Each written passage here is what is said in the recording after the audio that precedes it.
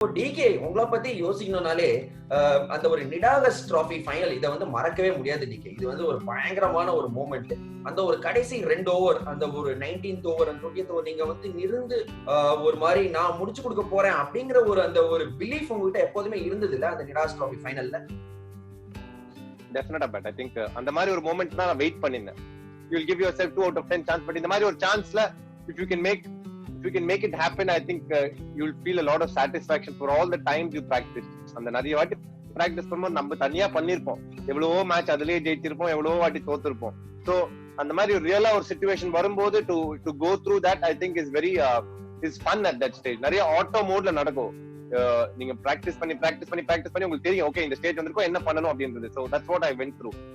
மைண்ட்ல நீங்க அந்த டயத்துல அந்த கடைசி 2 ஓவர்ல நீங்க ஏதாவது செல்ஃப் டாக் உங்ககிட்டயே சொல்லிருந்தீங்களா? கமான் என்னால முடியும், நான் நீ முடிச்சு கொடுக்க போறேன், அந்த மாதிரி நிறைய பேர் நிறைய விஷயங்கள் செல்ஃப் டாக் யூஸ் பண்ணுவாங்க. நீங்க ஏதாவது அந்த டயத்துல ஏதாவது சொல்லிருந்தீங்களா? ஞாபகம் இருக்கா உங்களுக்கு?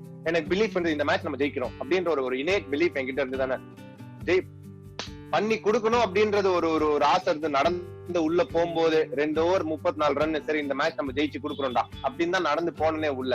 இட் வாசன்ட் லைக் ஐயோ 34 ரன் நான் எப்படி அடிக்க போறேன் அப்படின்றதோட it was just a switch off. இல்ல நான் அந்த மேட்ச் நான் பண்ணி கொடுக்க போறேன். So when I went there என்ன பண்ணணும், ஓகே இது பண்ணலாம், இவன் இங்க போட்டானா இங்க அடிக்கலாம். So those kind of thoughts.